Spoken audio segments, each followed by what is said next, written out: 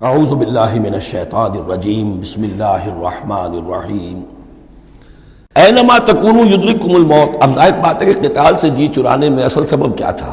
موت کا خوف۔ اب اس کو کھولا جا رہا ہے جو ان کے دل کے اندر ہے۔ اینما تکونوا یدرککم الموت، جہاں کہیں بھی ہوگے موت تو تمہیں آ لے گی، پا لے گی۔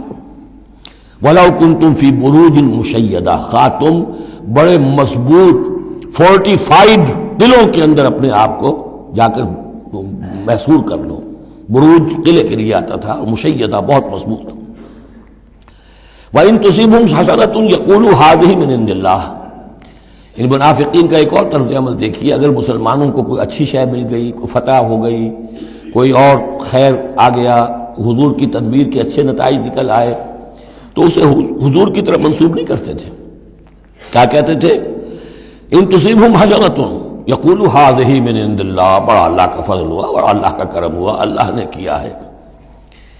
وَإِن تُصِبْهُمْ سَيِّئَةٌ، اگر کوئی تکلیف آ گئی، کوئی مصیبت آ گئی، یقولوا ھذہ من عندک، اے محمد آپ کی وجہ سے ہوا ہے، یہ آپ نے یہ غلط اقدام کیا، آپ نے یہ فیصلہ کر لیا کہ کھلے میدان میں جا کے جنگ کریں گے، ہم نے تو مشورہ دیا تھا آپ کو، آپ کی بھی رائے یہی تھی کہ مدینے کے اندر محصور ہو کر جنگ کریں۔ خیر آ گئی تو اللہ کی طرف سے، اور اگر تکلیف آ گئی تو اے محمد آپ کی طرف سے۔ قل کل من عند اللہ، کہہ دیجئے یہ سب چیزیں، خیر ہو، شر ہو، تکلیف ہو، آسانی ہو، مشکل ہو، جو بھی صورت میں سب اللہ کی طرف سے ہیں۔ فما لہؤلاء القوم لا یکادون یفقہون حدیثا، تو ان لوگوں کو کیا ہو گیا ہے کہ یہ کوئی بات بھی نہیں سمجھتے، ان کی مت بالکل ماری جا چکی ہے۔ اب یہاں جو اگلی آیت ہے اس کے بارے میں کافی قول ہیں، لیکن جو میرے نزدیک راجح ہے وہ میں بیان کر رہا ہوں کہ اس میں تحویل خطاب ہے۔ شروع میں جو خطاب کیا جا رہا ہے وہ ان مسلمانوں کو جن کی طرف سے یہ کمزوری یا نفاق ظاہر ہو رہا تھا۔ ما اصابک من حسنۃ فمن اللہ وما اصابک من سیئۃ فمن نفسک۔ دیکھو اے مسلمان، جو بھی کوئی خیر تمہیں ملتا ہے تمہیں یہی کہنا چاہیے اللہ کی طرف سے، اگرچہ خیر بھی اللہ کی طرف سے اور شر بھی اللہ کی طرف سے۔ یہ تو جو ہمارے ایمان کا ہے وہ ایمان مفصل، والقدر خیرہ وشرہ من اللہ تعالی والبعث بعد الموت، ہمارا ایمان اس پر ہے۔ لیکن طریقہ کیا ہے انسان کے لیے، ادب کیا ہے، صحیح کیا ہے؟ وہ یہ ہے کہ خیر ملے اللہ کا فضل ہے، اور اگر کوئی خرابی ہوئی ہے میری کسی غلطی سے ہوئی ہے، مجھ سے کوئی کوتاہی ہوئی ہے، مجھے اللہ تعالیٰ نے کوئی تعدیب فرمانی چاہیے۔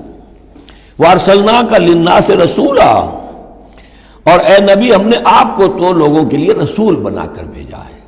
ایک یہ قول ہے کہ اس میں تحویل خطاب ہے، ایک یہ کہ درمیانی ٹکڑے میں بھی خطاب تو حضور سے ہی ہے لیکن استجاب کے انداز میں، اچھا تو جو انہیں خیر مل جائے تمہیں وہ تو ہے اللہ کی طرف سے، اور جو کوئی برائی آ جائے تو اے نبی آپ کی طرف سے ہے۔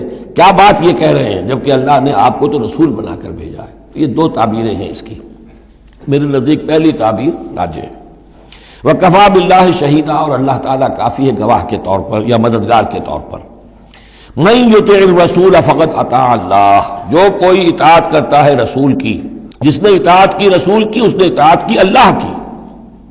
یہ ٹکڑا بہت اہم ہے، اس لیے کہ اس کے ساتھ ہی آپ حدیث اپنے دماغ میں ٹانک لیجئے، اپنے ذہن میں، اس لیے کہ یہ جو کام تھا سارا کا سارا ایک جماعتی زندگی کے تحت ہو رہا تھا، اور اس میں رسول جو ہے صلی اللہ علیہ وسلم وہ جنگ میں ہے تو کمانڈر ان چیف ہے، لیکن کمانڈر ان چیف کے ساتھ دوسرے چھوٹے کمانڈرز بھی تو ہوتے ہیں، میمنہ پر، میسرہ پر، قلب پر، عقب پر، ہر اول دستے پر کون ہے؟ لہذا چین ہے یہ اطاعت کی، سم اطاعت کی، کہ حضور نے فرمایا من اطاعنی فقد اطاع اللہ، وہ تو یہی بات آ گئی، من یطع الرسول فقد اطاع اللہ، من اطاعنی فقد اطاع اللہ ومن عصانی فقد عصى اللہ۔ جس نے میری اطاعت کی اللہ کی اطاعت کی، جس نے میری نافرمانی کی اللہ کی نافرمانی کی۔ ومن اطاع امیری فقد اطاعنی، جس نے میرے مقرر کردہ امیر کی اطاعت کی اس نے میری اطاعت کی۔ ومن عصى امیری فقد عصانی، اور جس نے میرے معین کردہ امیر کی مخالفت کی یا اس کی نافرمانی کی اس نے میری نافرمانی کی۔ تو یہ چین چلے گی اوپر سے نیچے تک، جو بھی جماعت ہوگی، لشکر ہوں گے، اس میں جو ہے رینکس ہوں گے، اس میں کارڈرز ہوں گے، اسی طریقے سے یہ سم و طاعت جو ہے اس کی ایک زنجیر چلتی چلی جائے گی۔ ومن تولی فما ارسلناک علیہم حفیظا، اب جو اس سے منہ موڑ دیں، روگردانی کریں، تو اے محمد صلی اللہ علیہ وسلم، ہم نے آپ کو ان پر داروغہ بنا کر یا ذمہ دار بنا کر نہیں بھیجا ہے، وہ پھر اپنا معاملہ اللہ کے ہاں جا کر وہ خود اس کا محاسبہ جو ہے فیس کریں گے۔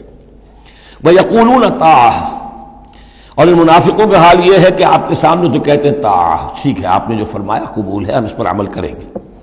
فَإِذَا بَرَزُوا مِنْ عِنْدِكَ، جب آپ کے پاس سے جاتے ہیں، بَيَّتَ طَائِفَةٌ مِّنْهُمْ غَيْرَ الَّذِي تَقُولُ، اور اب ان میں سے ایک گروہ جو ہے وہ جا کر ایسے مشورے آپس میں شروع کر دیتا ہے جو خلاف ہے اس کے جو وہ وہاں کہہ کر گئے ہیں۔